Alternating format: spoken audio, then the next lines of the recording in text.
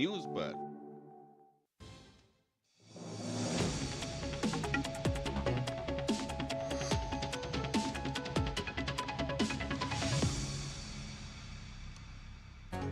नमस्कार, स्वागत है आप सभी का टीडी न्यूज़ के इस खास बुलेटिन एक्सप्रेस 100 में, जहां हम आपके लिए लेकर आते हैं राजनीति, मनोरंजन, देश, दुनिया, खेल और व्यापार जगत की सभी बड़ी खबरों को एक्सप्रेस यानी फटाफट अंदाज में। तो आइए देखते हैं खबरों को तेज रफ्तार के साथ।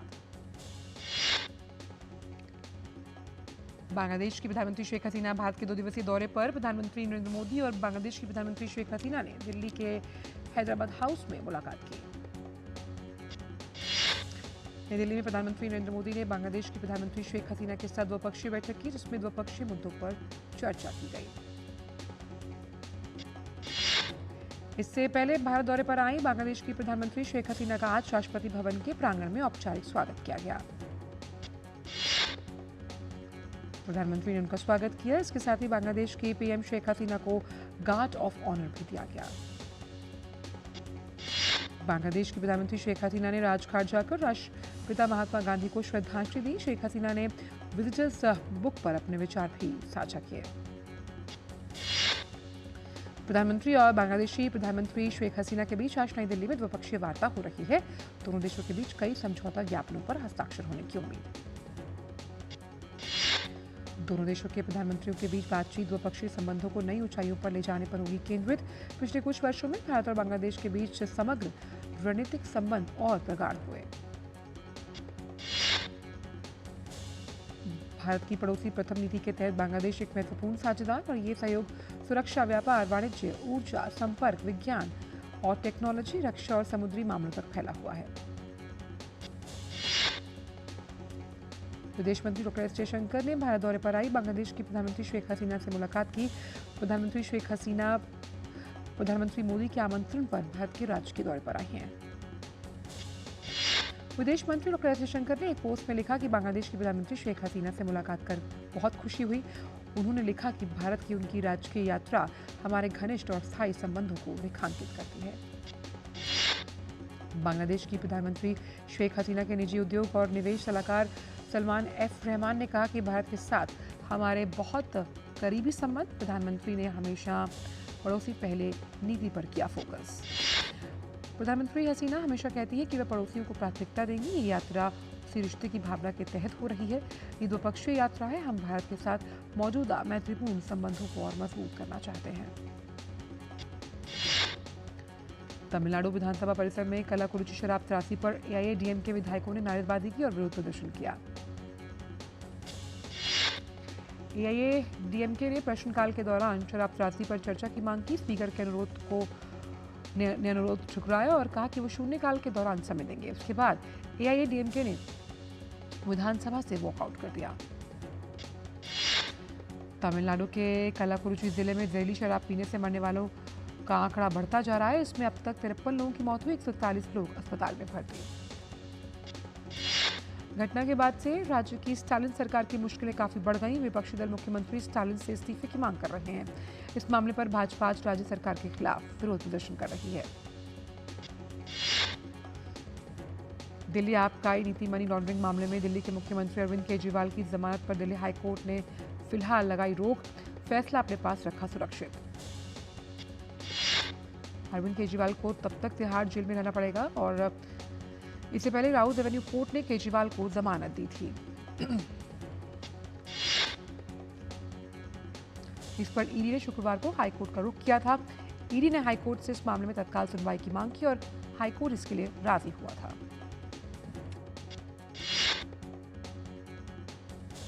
पेपर लीक को रोकने के लिए केंद्र सरकार ने लोक परीक्षा कानून 2024 लागू कर दिया और इस साल फरवरी में ये कानून पारित हुआ। इस कानून को राष्ट्रपति द्रौपदी मुर्मू मंजूरी दे चुकी हैं। सरकार ने कानून की अधिसूचना जारी कर दी और इस कानून के लागू होने के बाद पेपर लीक के दोषियों को 3 से 10 साल तक की सजा और 10 लाख में से 1 करोड़ तक के जुर्माने का प्रावधान।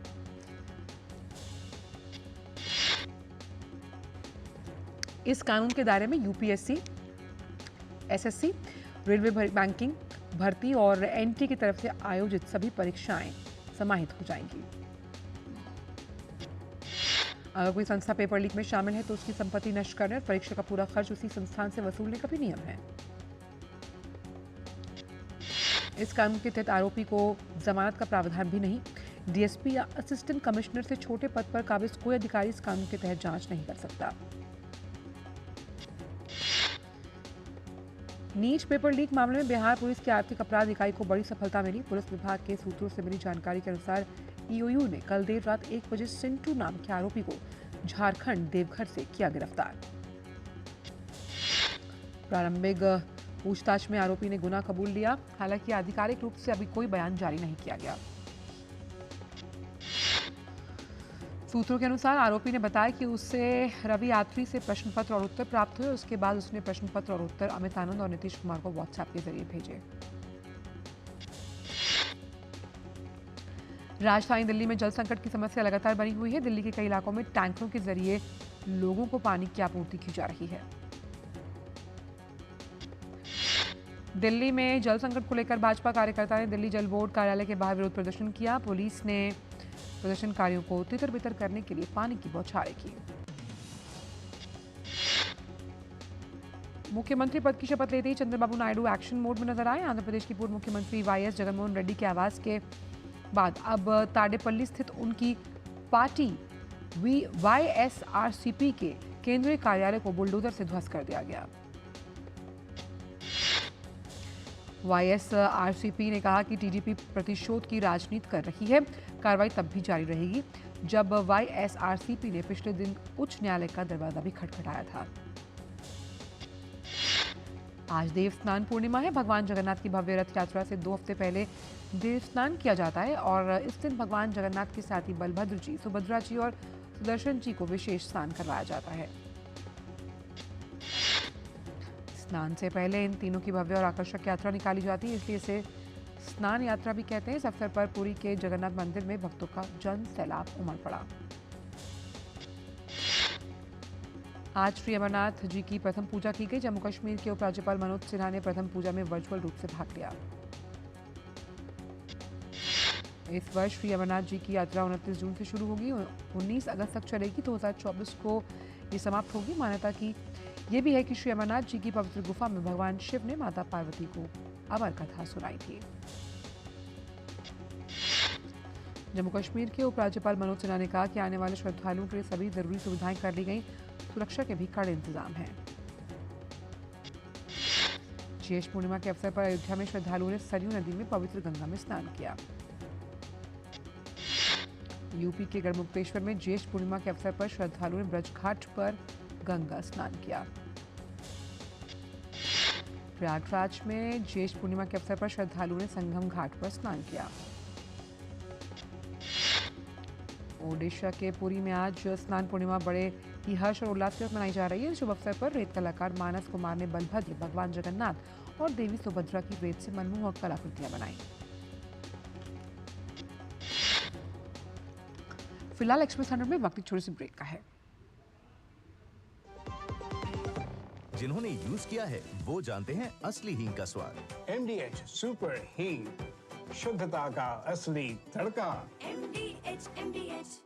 बात जब पीढ़ियों के लिए बनने वाले घर की हो तो जिम्मेदारी बड़ी हो जाती है। गैलेंट समझता है ये जिम्मेदारी। अब डबल M रिब्स के साथ गैलेंट एडवांस TMT रीबार, निर्माण का real hero. Doctor ortho oil के रेगुलर मसाज से जॉइंट हेल्थी रहते हैं और अगर प्रॉब्लम बहुत पुरानी है तो डॉक्टर ऑर्थो कैप्सूल्स साथ लेना ना भूलें। अब दर्द भी घुटने टेकेगा। ब्रेक के बाद सभी का स्वागत। रुक करते हैं अन्य खबरों का एक्सप्रेस अंदाज में। प्रचंड गर्मी की मार झेल रहे दिल्ली के लोगों को प्री मानसून बारिश से काफी राहत मिली। बारिश से तापमान में आई गिरावट। दिल्ली यूपी में अगले 3 से 4 दिन में मानसून दस्तक दे सकता है। इस दौरान अगले 5 दिनों में केरल और दक्षिण आंतरिक कर्नाटक, कोंकण, गोवा में भारी से बहुत भारी वर्षा होने की संभावना। तमिलनाडु, पौंडीचेरी, कराईकल में 23 से 25 जून को अलग अलग स्थानों पर भारी बारिश हो सकती है। उत्तरी आंतरिक कर्नाटक और दक्षिण आंतरिक कर्नाटक में यहां बहुत ज्यादा वर्षा होने की संभावना। इस दौरान उप हिमालय, पश्चिम बंगाल और सिक्किम में 64.5 से 115.5 मिलीमीटर से लेकर 15.5 से 204.4 मिलीमीटर बारिश हो सकती है। अंडमान और निकोबार द्वीप समूह में भी कुछ ऐसा ही है और इसी तरह का नज़ारा देखने को मिल सकता है। बिहार, महाराष्ट्र में भी मौसम का मिजाज बदला हुआ दिख रहा है, यहाँ भी तेज वर्षा होने की संभावना है। असम में बाढ़ की स्थिति गंभीर बनी हुई है क्योंकि कोपली, कुशियारा, बराक नदियां खतरे के निशान के ऊपर बह रही हैं। कल उधलगुड़ी जिले में एक व्यक्ति की मौत की सूचना मिली, जिसमें राज्य में मरने वालों की संख्या 27 हुई। वर्तमान में 19 जिलों के 1325 गांव जलमग्न, जिसकी वजह से 4 लाख से अधिक लोग प्रभावित। केंद्रीय वित्त मंत्री निर्मला सीतारमण की अध्यक्षता में आज वस्तु और सेवा कर यानी जीएसटी परिषद की 53वीं बैठक होगी। नई दिल्ली में आयोजित इस बैठक में केंद्रीय वित्त राज्य मंत्री पंकज चौधरी और राज्यों के वित्त मंत्री भी शामिल। बैठक में कई अहम मुद्दों पर विचार विमर्श हो सकता है, जिसमें ऑनलाइन गेमिंग पर टैक्सेशन जैसे मुद्दों पर बातचीत हो सकती है। केंद्रीय वित्त मंत्री निर्मला सीतारमण ने नई दिल्ली में स्थित भारत मंडपम में सभी राज्यों और केंद्र शासित प्रदेशों के वित्त मंत्रियों से मुलाकात की।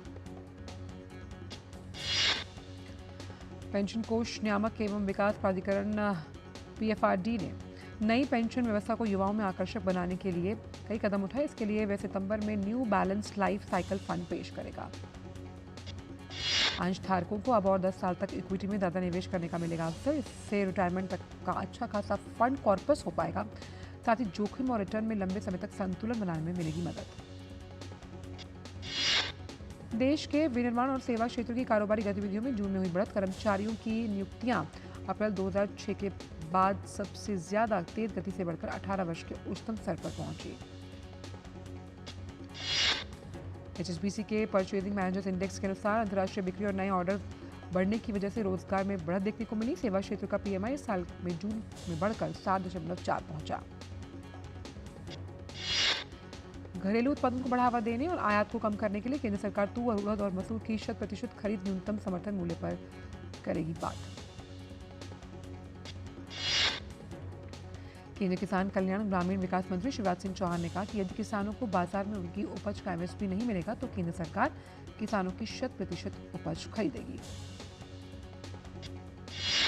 IRDA ने यूनिट लिंक्ड इंश्योरेंस प्लान को निवेश उत्पाद के रूप में प्रचारित करने पर लगाई रोक, जिसके तहत बीमा कंपनी अब यूलिप को निवेश उत्पाद के रूप में नहीं बेच पाएंगे। IRDA ने कहा कि परिवर्तनीय सालाना भुगतान विकल्प के साथ लिंक्ड बीमा और वार्षिकी उत्पादों के सभी विज्ञापनों में जोखिम कारकों का खुलासा करना होगा। DGTR ने कीटनाशकों में इस्तेमाल होने वाले चीन से आयातित रसायन एट्रोजिन टेक्निकल पर सब्सिडी रोधी शुल्क को और 5 साल तक जारी रखने की सिफारिश की है। देश के सबसे बड़े ऋणदाता SBI ने वित्त वर्ष 2023-24 के लिए सरकार को 6,959 करोड़ रुपए का लाभांश दिया। वहीं बैंक ऑफ महाराष्ट्र ने भी केंद्र सरकार को 857 करोड़ रुपए का लाभांश दिया गया। बैंक के MD निधु सक्सेना और कार्यकारी निदेशक आशीष पांडे ने वित्तीय सेवाओं के सचिव को चेक सौंपा। दूरसंचार सेवा वोडाफोन आइडिया लिमिटेड ने 5G नेटवर्क की पेशकश से संबंधित अपने न्यूनतम दायित्वों को किया पूरा। तेलंगाना के मुख्यमंत्री ए रेवंत रेड्डी ने कहा कि किसानों के लिए 2 लाख रुपए की कर्ज माफी जल्द ही लागू की जाएगी। केंद्रीय कोयला एवं खान मंत्री जी किशन रेड्डी ने कोयला खदानों की वाणिज्यिक नीलामी के 10वें दौर की शुरुआत की। नीलामी के सर में 67 कोयला खानों को शामिल किया गया। ये खदानें बिहार, छत्तीसगढ़, झारखंड, मध्य प्रदेश, महाराष्ट्र, ओडिशा, पश्चिम बंगाल और तेलंगाना में स्थित हैं। वाणिज्य मंत्रालय जल्द ही छोटे निर्यातकों को शुल्क और अन्य व्यापार संबंधी मुद्दों पर सूचना देने के लिए ई-कनेक्ट मंच करेगा शुरू। 7 सदस्यीय GM की दरों को तर्कसंगत बनाने, GST छूट सूची की समीक्षा करने और इन्वर्टेड ड्यूटी स्ट्रक्चर में सुधार और सुझाव देने का काम सौंपा गया। अमेरिकी सुप्रीम कोर्ट ने घरेलू हिंसा करने वालों के पास बंदूक रखने पर प्रतिबंध को रखा बरकरार। बाइडेन प्रशासन ने कहा कि ये कानून सुरक्षा और पीड़ितों की रक्षा के लिए महत्वपूर्ण है। अमेरिका के दक्षिण आर्कांसस में एक किराने की दुकान पर हुई गोलीबारी में 3 लोगों की मौत, 10 घायल। घायलों में एक कानून प्रवर्तन अधिकारी भी शामिल। एक्सप्रेस 100 में वक्त एक छोटे से ब्रेक का। बढ़िया है। प्राकृतिक हल्दी मिर्ची धनिया। नहीं, मिर्ची धनिया हल्दी MDH। मसाले सच सच MDH ब्रेक के बाद का स्वागत करते हैं अन्य खबरों का एक्सप्रेस अंदाज में। पुलिस के मुताबिक गोलीबारी करने वाला भी गंभीर रूप से घायल हुआ और उसे हिरासत में ले लिया गया। अमेरिका के बाल्टीमोर में मालवाहक जहाज गिरने से ध्वस्त हुए पुल के नीचे फंसे जहाज पर 3 महीने तक फंसे रहने के बाद भारतीय चालक दल के 8 सदस्य भारत लौट रहे हैं। बाल्टीमोर में फ्रांसिस स्कॉट की ब्रिज टूटने की वजह से समुद्र में फंसे जहाज MV डाली पर 20 भारतीय और एक श्रीलंकाई व्यक्ति सवार। चालक दल के कुल 21 सदस्यों में से 4 अभी भी जहाज पर फंसे हैं। सऊदी अरब में भीषण गर्मी की चपेट में आकर कम से कम 550 हज यात्रियों की मौत। रिपोर्टों के अनुसार मृतकों में 323 मिस्र, 98 भारत, 7 जॉर्डन और 5 ईरान के नागरिक शामिल। जलवायु विज्ञानियों और शोधकर्ताओं के एक स्वतंत्र समूह ने कहा कि जलवायु परिवर्तन ने सऊदी अरब में गर्मी को और बढ़ाया। इसके चलते वहां का तापमान 2.5 डिग्री सेल्सियस बढ़ गया है। चीन के दक्षिणी क्षेत्र में स्थित गुआंगडोंग प्रांत में भारी वर्षा की वजह से भीषण बाढ़ और भूस्खलन में 47 लोगों की मौत। साथ ही आसपास के क्षेत्रों में भारी बारिश से जनजीवन प्रभावित। बाढ़ के हालत को देखते हुए प्रशासन ने बाढ़ नियंत्रण की आपातकालीन कार्रवाई को सबसे गंभीर स्तर यानी लेवल 1 पर पहुंचाया। वहीं मेझाऊ क्षेत्र में भी 10,000 से ज्यादा लोगों को सुरक्षित स्थानों पर पहुंचाया गया। परमाणु ऊर्जा से चलने वाला अमेरिकी विमान वाहक पोत थियोडोर रूजवेल्ट इस महीने जापान के साथ संयुक्त सैन्य अभ्यास के लिए आज दक्षिण कोरिया के बंदरगाह शहर बुसान पहुंचा। दक्षिण कोरिया की नौसेना सैन्य द्वारा यह अभ्यास चीन के खिलाफ तैयार होने के लिए किया जा रहा है। यात्रा उत्तर के परमाणु और मिसाइल कार्यक्रमों के खिलाफ विस्तारित प्रतिरोध के प्रदर्शन में करने अमेरिकी विमान वाहक पोत कार्ल विंसन के 7 महीने बाद हो रही है। T20 क्रिकेट विश्व कप के सुपर 8 में आज भारत का सामना बांग्लादेश से होगा। टीम इंडिया इस मैच को जीतकर सेमीफाइनल में जगह बनाने के इरादे से उतरेगी। भारत और बांग्लादेश के बीच T20 क्रिकेट में भारत का पलड़ा भारी। भारत को अब तक खेले गए 13 मैचों में से 12 में जीत हासिल। वेस्ट इंडीज ने T20 क्रिकेट विश्व कप में सुपर 8 में अमेरिका के खिलाफ 9 विकेट से जीत हासिल कर सेमीफाइनल में पहुंचकर अपनी उम्मीदों को बरकरार रखा। दक्षिण अफ्रीका ने T20 में गत चैंपियन इंग्लैंड को 7 रन से हराकर सुपर 8 में अपनी जीत दर्ज कर ली। दक्षिण अफ्रीका के लिए क्विंटन डी कॉक ने 65 रन की पारी खेली। National rifles association of India ने पेरिस ओलंपिक के लिए अपने 21 सदस्यों की टीम की घोषणा कर दी है। पेरिस ओलंपिक 2024 में भारत की ओर से राइफल्स में 8, पिस्टल में 7 और शॉटगन में 6 सदस्य लेंगे हिस्सा। भारत की श्रेयसी सिंह को 21वां कोटा मिला। 32 वर्षीय श्रेयसी पेरिस ओलंपिक में राजेश्वरी कुमारी के साथ महिला ट्रैप स्पर्धा में लेंगी भाग। मीराबाई चानू की नज़र ओलंपिक में अपना दूसरा पदक जीतने पर। मीराबाई का कहना है कि पेरिस ओलंपिक में सफलता इस बात पर निर्भर करेगी कि वो खुद को चोट से मुक्त रखने और तकनीकी बारीकियों में सुधार करने में कितनी अच्छी तरह प्रबंधन करती हैं। यूरो 2024 में स्पेन ने इटली को 1-0 के अंतर से हराया। सीजन में स्पेन की दूसरी जीत। कोपा अमेरिका में अर्जेंटीना ने कनाडा को 2-0 से हराया। अर्जेंटीना के लिए अल्वारेज और मार्टिन्स ने एक गोल दागे। अर्जेंटीना की जीत के बाद टीम के प्रशंसक उत्साह से भर गए। टीम की जीत के बाद प्रशंसकों ने जश्न मनाया। ऑस्ट्रेलिया के खिलाफ यूरो 2024 ओपनर में नाक पर चोट लगने के बाद फ्रांस के कप्तान एम्बापे नीदरलैंड के खिलाफ मास्क में आएंगे नजर। सिनेमाघरों में फिल्मी विश्क रिबाउंड ने की धीमी शुरुआत। फिल्म ने पहले दिन सिर्फ 5 लाख की कमाई की। सोनाक्षी सिन्हा और जरी इकबाल करने जा रहे हैं शादी। शादी से कुछ दिन पहले फैमिली डिनर रखा गया। तस्वीरें आए सामने। चंदू चैंपियन में कार्तिक आर्यन की परफॉर्मेंस लोगों को आई पसंद। हाल ही में इस फिल्म को बॉलीवुड एक्टर्स ने भी सराहा। अब इस फिल्म को कटरीना कैफ और विकी कौशल ने भी सराहा है। कलेक्ट 2898 AD का ट्रेलर 2 हुआ रिलीज और इसे AD फाइनल वॉर के नाम से किया गया रिलीज।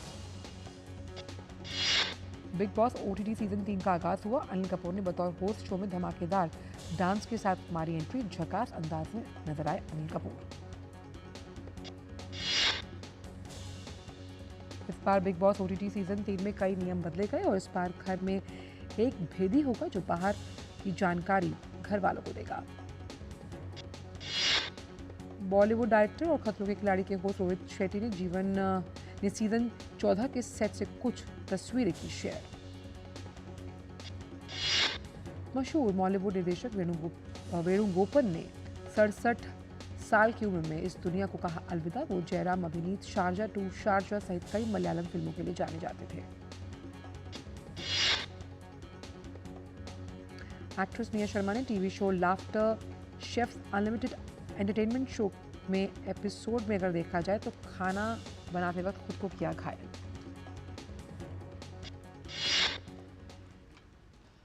एक्सप्रेस 100 में इतना ही। दीजिए इजाजत, नमस्कार।